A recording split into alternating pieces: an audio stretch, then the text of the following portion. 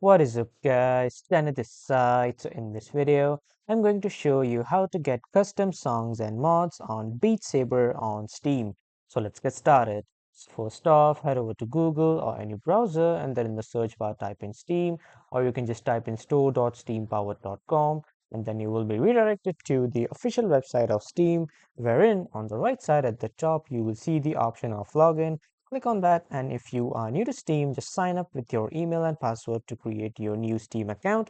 But if you already have a Steam account, just log in with that account, and then after signing up or logging in, on the left side at the top, you will see the option to install Steam. Now, after clicking on install Steam, you will be able to install the Steam application. Install the Steam application, and after installing it, this is what the Steam application's interface will look like. And now from here, go to the store, and when you're in the store section on the right side, you will see the search bar. Click on it and then search for Beat Saber.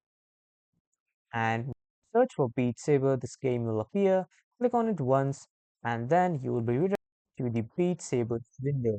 From here, click on Community Hub. Now, after clicking on the Community Hub, at the top on the right side, you will see the section of guides. Click on this, and then the guide section of Beat Saber will open. From here, on the left side at the top, you will see the option of modding or configuration. Click on this, and after clicking, it will open all the moddings and configurations of Beat Saber on Steam.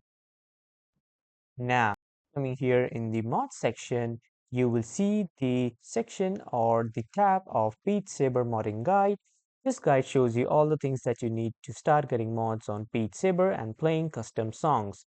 This has the title of Beat Saber modding guide working 2025. Click on this, and from here you will see all the tutorials on how to install custom mods and songs to your Beat Saber on Steam. So this is how you can install custom mods or songs on Beat Saber on Steam. That was all for this video, everyone. Thank you for watching.